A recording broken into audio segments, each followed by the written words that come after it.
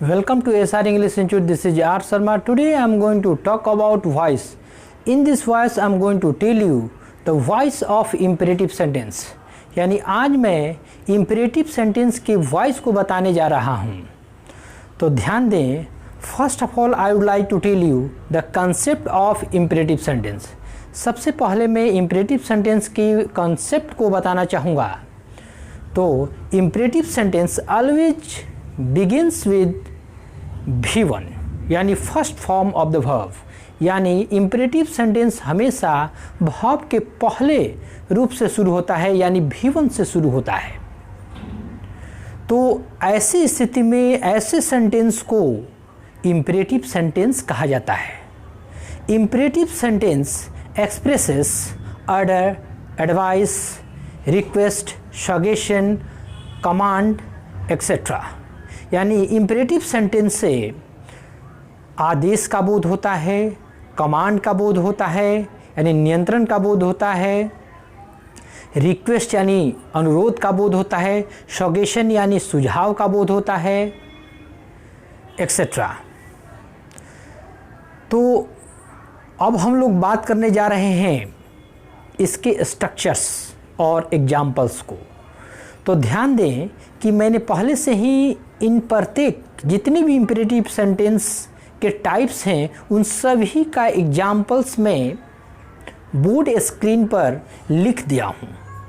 अब क्योंकि थोड़ा समय का बचत हो और आसानी से समझाया जा सके तो ध्यान दे बोर्ड पर.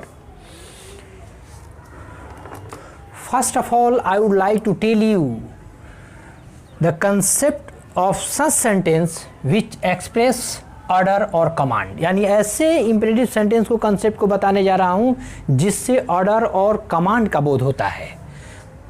तो ध्यान दें, पहले हम लोग एग्जाम्पल से अध्ययन कर लें. यह सेंटेंस एक्टिव वॉइस में है. जब हम इसे पैसिव में चेंज करेंगे तो अलग से लेट का प्रयोग किया जाता है. ऐसे में जब यह सेंटेंस ऑर्डर का बोध कराए, क्योंकि इस सेंटेंस से ऑर्डर का बोध होता है. ये फाइनली हमको समझ लेना होगा कि ये क्या इससे बोध हो रहा है, ऑर्डर या कमांड. तो यह सेंटेंस कह रहा है कि ओपन द डोर, दरवाज़ा खोलो. तो कभी भी अपने से छोटे को ही हम लोग कहते हैं किसी कार्य को करने के लिए. नीचे वाले कार्य आदेश देते हैं अपने से छोटे को. तो ऐसे में अपने से छोटे को ऑर्डर समझा जाता है और ऑर्डर दे रहा है. तो ऐसे सेंटेंस का जो पैसिव वॉइस होगा वो बनेगा लेट से. तो लेट का प्रयोग करेंगे और उसके बाद ऑब्जेक्ट जो दिया हो यानी वर्ब. देखिए यहाँ पर V1 यानी वर्ब से शुरू है और उसके बाद ऑब्जेक्ट दिया है. ये कह रहा है कि दरवाज़ा खोलो. तो यहाँ पर ऑब्जेक्ट को लेकर आते हैं लेट के बाद, क्योंकि लेट अपने बाद में एक ऑब्जेक्ट को लेता है. लेट ऑटोमेटिकली एक वर्ब है और यानी लेट प्लस एक ऑब्जेक्ट को लेंगे यानी एक्टिव वॉइस के ऑब्जेक्ट को ला देंगे और बी का प्रयोग कर V3 में बदल देंगे V1 को. तो ओपन का OPENED ओपन हो जाएगा. This is the passive voice of imperative sentence. तो ध्यान दें, ये कह रहा है कि दरवाज़ा खोलो. यह होगा कि let the door be opened यानी दरवाज़ा को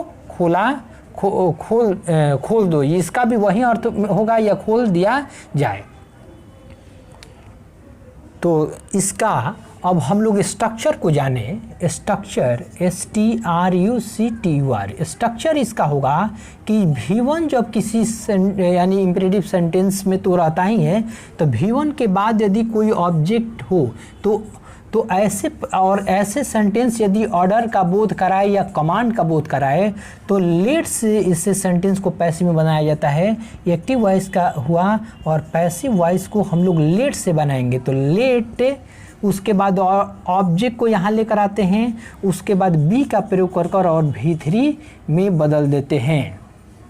यदि ऐसे सेंटेंस में यदि नॉट का प्रयोग हो तो यहाँ ऑब्जेक्ट के बाद नॉट का प्रयोग किया जाता है. जैसे डोंट ओपन द डोर. तो let the door not be opened ऐसे प्रयोग करना है आपको इसका बनाते समय. एक और एग्जांपल लें.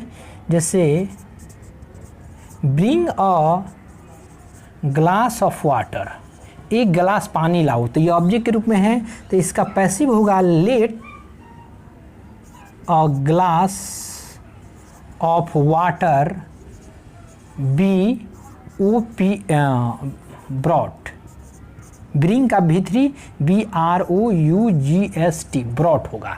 दिस इज द पैसिव और active voice of imperative sentence, यानी एक्टिव वॉइस में ही, ये पैसिव वॉइस में है। तो उम्मीद करता हूँ कि क्लियर हो गया होगा। एक और आपको कन्फ्यूजिंग करने वाला पैसिव वॉइस है, एक्टिव से पैसिव है इम्परेटिव सेंटेंस का, कि ऐसे सेंटेंस में भी ऑर्डर का एक और प्रयोग होता है, और ऑर्डर का प्रयोग होने के बावजूद भी यह sentence you are ordered to से बनाया जाता है। तो इसमें क्या कंसेप्ट है, ध्यान रखें, क्योंकि इसमें छात्र लगभग यानी 99% छात्र ऐसे सेंटेंस में गलती करते आ रहे हैं। तो अंतर को समझते हुए इस बात को स्पष्ट करें, इस सेंटेंस में क्या है और इस सेंटेंस में क्या है, इसका अंतर मैं बताऊंगा इसको बताने के बाद। ध्यान रखिए। तो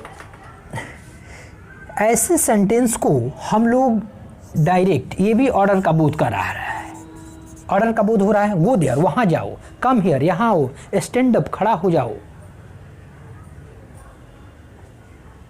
वॉक स्लोली धीरे धीरे टहलो। तो अब इसमें कंसेप्ट में क्या बात है, तो ध्यान रखिए, ये भाव पर समझिएगा कि कभी भी भाव से स्पष्ट करना होगा हमें कि इसके बाद कौन सा शब्द है। तो हमें ध्यान रखना है कि यदि किसी भाव के बाद में ऑब्जेक्ट आए और वो ऑर्डर का बोध कराए तो लेट से बनाएंगे, और यदि किसी भाव के बाद में कॉम्प्लीमेंट आए और वो ऑर्डर का बोध कराए तो यू आर ऑर्डर्ड टू से बनाया जाता है। तो यहाँ पर जो हमारा शब्द है कॉम्प्लीमेंट आ रहा है, और यहाँ पर जो शब्द आ रहा है द डोर, यह ऑब्जेक्ट था, यानी ऑब्जेक्ट आ रहा है। तो जब कॉम्प्लीमेंट आए तो ध्यान रखेंगे हम लोग लेट से, ऑब्जेक्ट आए तो लेट से बनाना है, और कॉम्प्लीमेंट आए तो यू आर ऑर्डर टू से बनाना है। तो ये सिंपल बनाना है। अब कैसे हम जानेंगे कि कॉम्प्लीमेंट है, कैसे जानेंगे कि ऑब्जेक्ट है, तो अभी जस्ट हमने सब्जेक्ट, वर्ब, ऑब्जेक्ट और कॉम्प्लीमेंट का कंसेप्ट इसके पिछले वीडियो लेक्चर में, यानी 1-2 दिन पहले वाले वीडियो लेक्चर में मैंने बताया है। आप जाकर ध्यान से देखें, उसका कंसेप्ट क्लियर हो जाएगा। तो इसमें ध्यान रखिए, गो, ऐसे मैं हिंट कर दे रहा हूँ कि डिपेंडेंट वर्ब के बाद ऑब्जेक्ट आता है, इंडिपेंडेंट वर्ब के बाद कॉम्प्लीमेंट आता है। यह कह रहा है कि ओपन द डोर, तो ये ध्यान रखिए, वर्ब डिपेंड है, क्योंकि डिपेंड इसलिए है कि खोलने के लिए हमें दरवाज़ा चाहिए, यदि दरवाज़ा नहीं रहेगा तो नहीं खुल पाएगा, यानी कि ये वर्ब आश्रित है दरवाज़ा पर, यानी कुछ ना कुछ खोलने के लिए चाहिए, इसलिए डिपेंडेंट वर्ब है।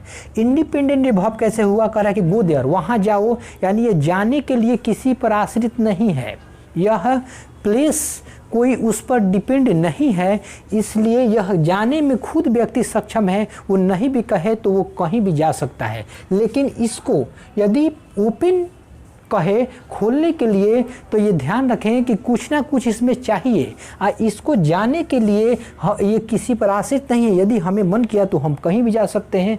तो ये देर कह रहा है, देर कर तो कभी भी ध्यान रखें, कभी इसका पहचान है कि जब भाव के बाद में यदि किसी भाव के बाद में यदि नाउन आता है तो ऐसे परिस्थिति में, यानी मेन भाव के बाद यदि नाउन आता है तो ऐसे परिस्थिति में ऑब्जेक्ट होता है, और मेन भाव के बाद में या भाव के बाद में यदि कोई एडवर्ब आता है, प्रीपोजिशन प्लस नाउन आता है या एडजेक्टिव आता है, तो ऐसे में यह कॉम्प्लीमेंट होता है। तो ध्यान रखिए, देयर एक एडवर्ब है, इसलिए इसके बाद जो आया वर्ड हो कॉम्प्लीमेंट है, और यह नाउन है इसलिए ऑब्जेक्ट है। तो ध्यान रखिए, इसका पैसिव वॉइस बनेगा यू आर ऑर्डर्ड, यानी पैसिव वॉइस में बना दिया गया, और टू, ऑर्डर टू, और सीधे उतार दिया जाएगा गो देयर, बिना कुछ बदले हुए, केवल यू आर ऑर्डर टू इसमें ऐड कर देना है अलग से। इसका स्ट्रक्चर होगा, ध्यान रखें कि यहाँ पर वर्ब जो देंगे इंडिपेंडेंट वर्ब, ध्यान रखिए इंडिपेंडेंट वर्ब, या लिख लीजिए INDEPENDENT, इंडिपेंडेंट वर्ब जो रहेगा V1 में होगा, इसके बाद एक कॉम्प्लीमेंट आता हो, तो ऐसे में यह एक्टिव वॉइस में होगा, और इससे यदि हमें ऑर्डर का बोध हो तो अलग से हमें जोड़ना है URORDERED, ऑर्डर टू, और सीधे सेंटेंस को उतार देना है, यानी इंडिपेंडेंट वर्ब और प्लस यहाँ लिख देते हैं कॉम्प्लीमेंट, जैसा कि आप ऊपर वाले वाक्य में देखें कि यहाँ पर हम लोग वर्ब उतारकर और कॉम्प्लीमेंट को सीधे उतार दिए, right. Now the next structure which express request, यानी अब मैं अगले स्ट्रक्चर पर आता हूँ जो या जिससे रिक्वेस्ट का बोध हो। तो ध्यान रखें, ऐसे सेंटेंस को समझने के लिए आपको ध्यान रखना पड़ेगा कि ऐसे सेंटेंस के शुरू में या अंत में प्लीज़ या काइंडली का प्रयोग हुआ रहता है, तो और उसके बाद V1 का प्रयोग हुआ रहता है। तो जब भी किसी सेंटेंस के शुरू में प्लीज़ या काइंडली हो, उसके बाद V1 आए और तब ऑब्जेक्ट या कॉम्प्लीमेंट या अदर वर्ड्स आता हो, तो ऐसे सेंटेंस को हम लोग रिक्वेस्ट समझते हैं, REQUEST। ये प्लीज़ कह रहा है, यानी रिक्वेस्ट का ऑटोमेटिक बोध हुआ, काइंडली कह रहा है तो ऑटोमेटिक बोध हुआ। तो यह सेंटेंस एक्टिव वॉइस में है। और now the come to the passive voice of this sentence will be, तो ध्यान रखें, प्लीज और काइंडली को सीधे का सीधे बदल देते हैं REQUESTD, requested to. You are requested to। और अब क्या करते हैं इसमें, प्लीज और रिक्वेस्टेड, यानी इस ये यू आर रिक्वेस्टेड टू जो प्रयोग हुआ, इससे यह बोध हुआ कि यह सेंटेंस जो है, यानी प्लीज और काइंडली जो वर्ड है वो बदल गया यू आर रिक्वेस्टेड टू पे, उसके बदले में, तो यह दोनों उतर जाएगा। अब क्या होगा कि जो सेंटेंस बच गया, यानी वर्ब प्लस ऑब्जेक्ट या जितने भी अदर वर्ड्स बच गए, उस सीधे उतार देंगे गिव मी अ पेन, यानी कि द स्ट्रक्चर विल बी, इसका अब स्ट्रक्चर होगा कि प्लीज या काइंडली, यानी हो सकता है कि वाक्य अंत में भी हो KINDLY और तब V1 आए, तब ऑब्जेक्ट आए, या अदर वर्ड्स यहाँ आ सकता है। तो इसमें यह एक्टिव वॉइस में होगा। And the passive voice will be please और kindly is change into URREQUESTD, requested to, and the rest of the sentence will be write down in same way, यानी कि उसी तरह बाकी जो सेंटेंस बच गया का पार्ट जो बच गया उसे ज्यों का त्यों उसी तरह उतार दिया जाएगा। तो ध्यान रखें, यू आर रिक्वेस्टेड टू कहे और ज्यों का त्यों सेंटेंस को उतार दिए। अब now come to the next structure या इम्परेटिव सेंटेंस। अब मैं जिस सेंटेंस का बात कर रहा हूँ वो सेंटेंस या उस सेंटेंस से हमें एडवाइस का बोध होता है। तो imperative sentence which express advice, such sentence is change into passive voice with the help of should. तो ध्यान रखें कि जो सेंटेंस यानी जो इम्परेटिव सेंटेंस या जिस इम्परेटिव सेंटेंस से एडवाइस का बोध हो तो उसमें शुड का प्रयोग किया जाता है वर्ब के रूप में अलग से।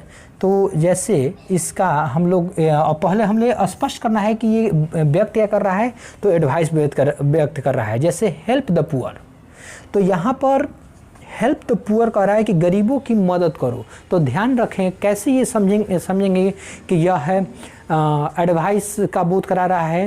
तो यह जो वाक्य है हम उस व्यक्ति को कह रहे हैं जिसको वो किसी कार्य को करने में सक्षम है। तो ऐसे व्यक्ति यानी कि सामने वाला व्यक्ति को बता रहे हैं कि आपको गरीबों की मदद कीजिए या आप गरीबों की मदद करना चाहिए, यानी कि हम उसे सलाह दे रहे हैं, वो सक्षम है, यानी कि वो मेरा ऑर्डर नहीं एक्सेप्ट कर सकता, क्योंकि वो पैसा वाला भी हो सकता है, यानी कि मालिक भी हो सकता है। तो कभी भी अपने से बड़ों या अपने से अधिक पावरफुल व्यक्ति को हम सलाह दे सकते हैं, उसे ऑर्डर नहीं दे सकते। तो यह सेंटेंस हम दूसरे को कह रहे हैं, यानी कि this person is able to help her या हिम, यानी कि वह व्यक्ति इसी कार्य को करने या मदद करने में वो सक्षम है, तो ऐसे व्यक्ति को हम सलाह देते हैं। तो इट मीन्स इस सेंटेंस से हमारा बोध यह एक्टिव वॉइस में है, और इस सेंटेंस से एडवाइस एडवाइस का बोध हो रहा है। तो ध्यान रखें, ऐसे सेंटेंस का जो पैसिव वॉइस हम लोग बनाएंगे, तो ऐसे में ऑब्जेक्ट को लेते हैं शुरू में द पुअर, और शुड का प्रयोग करते हैं, और शुड के बाद बी का प्रयोग कर भी3 में बदल दिया जाता है, शुड बी HELPD।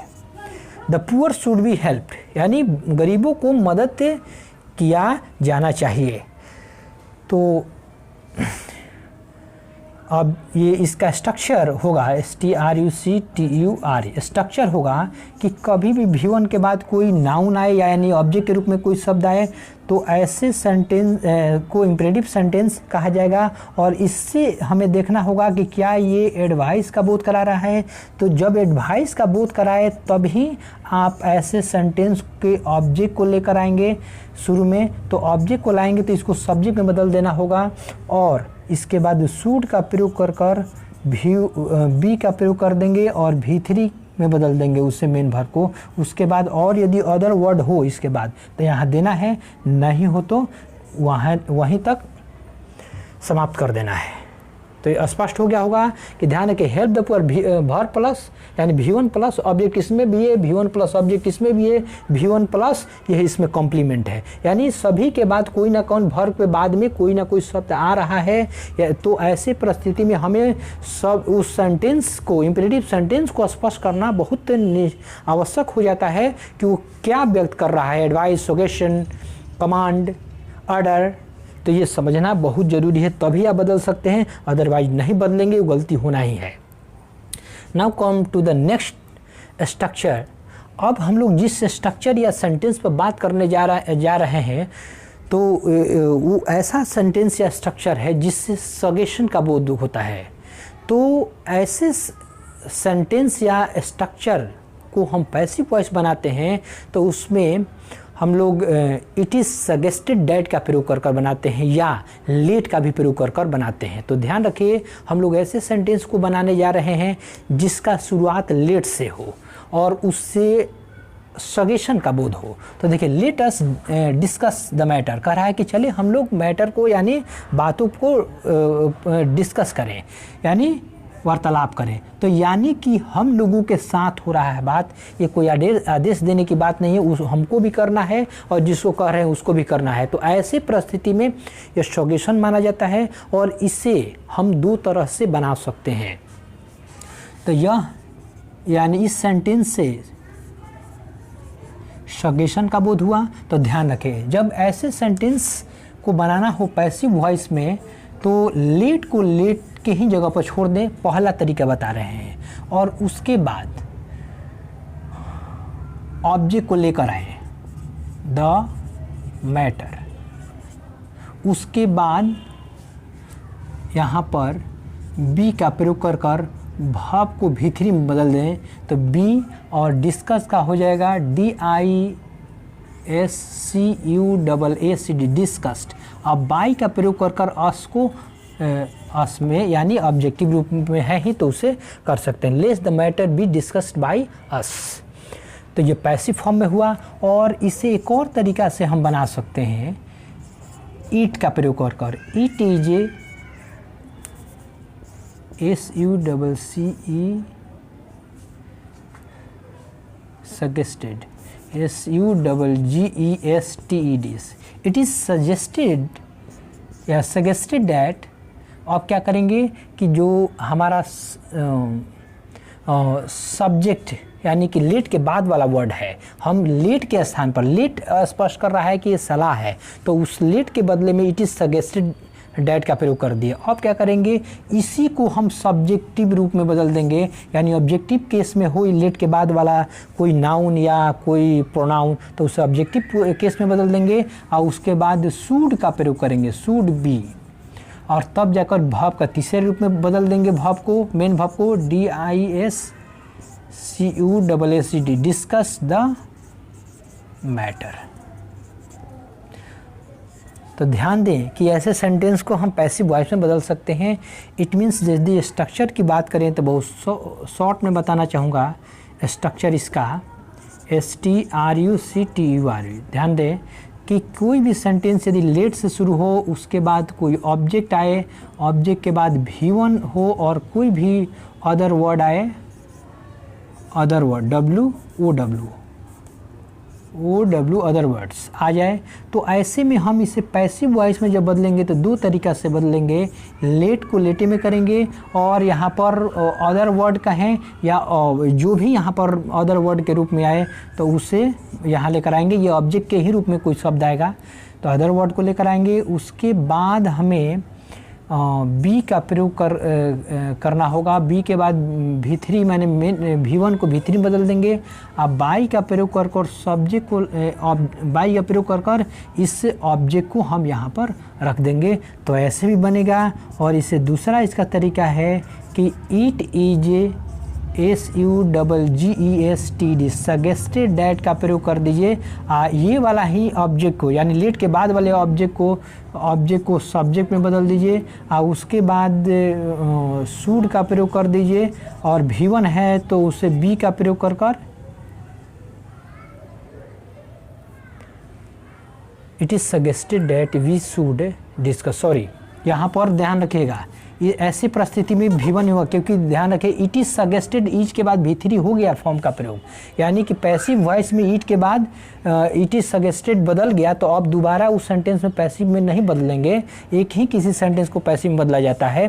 तो ध्यान रखिए। और बाकी जो बचा सेंटेंस उसको सब्जेक्ट के रूप में बदल देंगे। इसमें ऑब्जेक्ट को लेट वाले बाद वाले ऑब्जेक्ट को सब्जेक्ट में बदल देंगे और शुड और V1 का ही प्रयोग करेंगे, DISCUSS, डिस्कस द मैटर, और सीधे उतार देंगे, कोई अंतर नहीं। यानी भर प्लस ऑब्जेक्ट या कॉम्प्लीमेंट में जो भी शब्द आए उसको उतार दिया जाता है।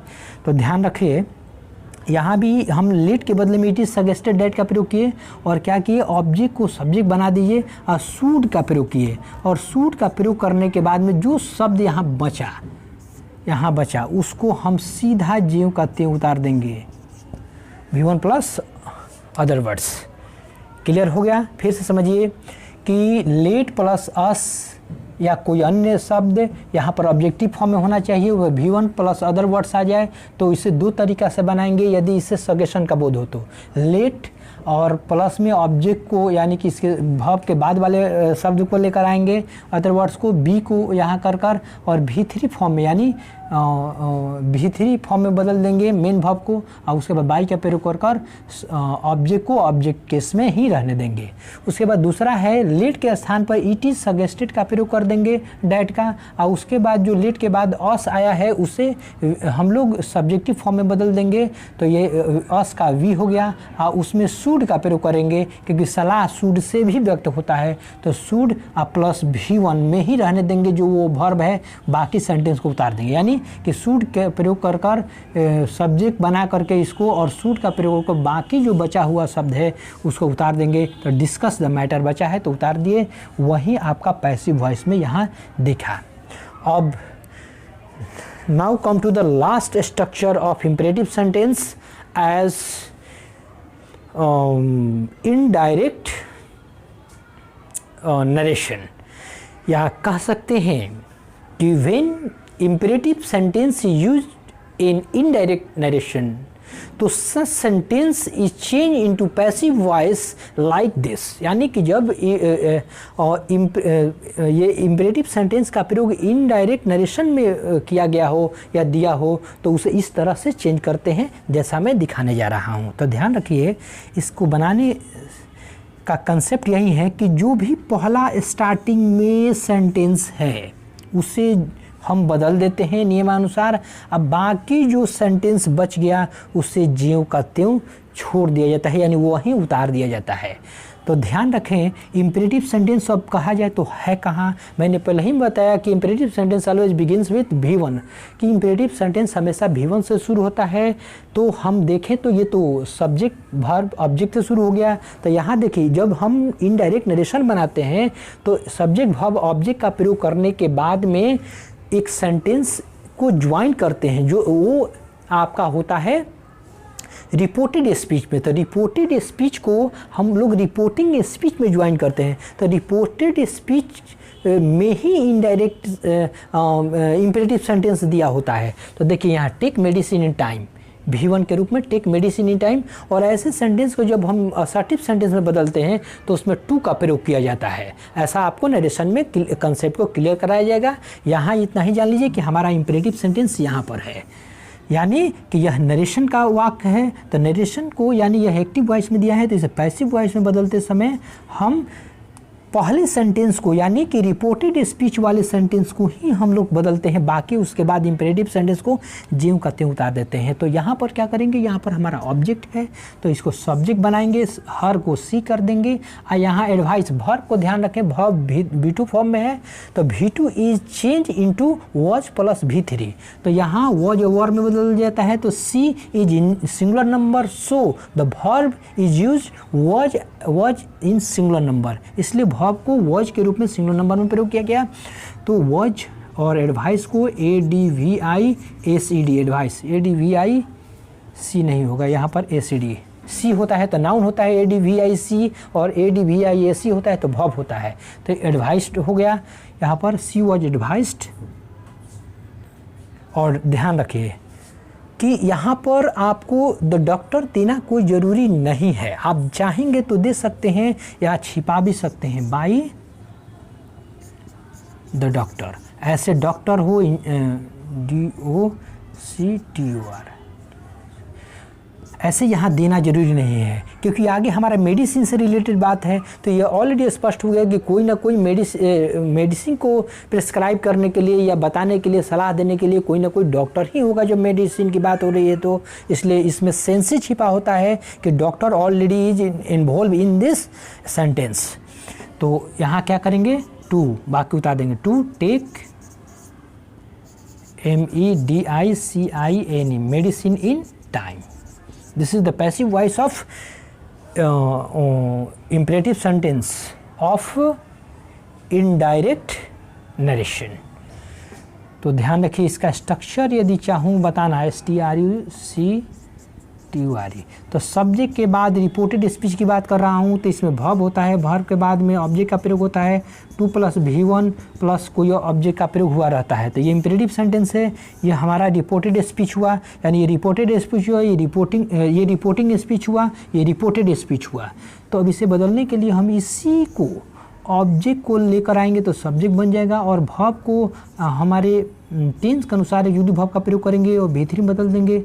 उसके बाद हम बाई का प्रयोग कर कर यहाँ सब्जेक्ट को लाएंगे तो ऑब्जेक्ट में बदल जाएगा या आवश्यकता अनुसार। उसके बाद प्लस, उसके बाद जो सेंटेंस बच गया उसके बाद 2 + V1 प्लस ऑब्जेक्ट के रूप में उसे ज्यों का त्यों उतार देंगे। तो डैट्स ऑल। उम्मीद करता हूँ कि आप लोग को अच्छी तरह ये समझ में आ गया होगा। बहुत ही कम और विदाउट लेंदी किए हुए मैंने इसको आपको समझाया। यदि किसी प्रकार का डाउट रह गया हो तो आप कमेंट बॉक्स में हमें कमेंट करें, और ताकि मैं उसको अच्छी तरह आपको और भी एक्सप्रेस कर सकूं। तो thank you for watching this video. यदि आप लोग को यह वीडियो लेक्चर पसंद आया हो तो इसे लाइक सब्सक्राइब करना न भूलें, और साथ ही साथ छात्र प्रयास करें कि जो भी वीडियो लेक्चर्स हमारे पढ़ाए गए हैं उसे डिस्क्रिप्शन बॉक्स में जाएं और वहीं से लिंक को देख करके और भी वीडियो लेक्चर को अध्ययन करें अच्छी तरह, ताकि और आपका इंग्लिश बिल्डअप हो।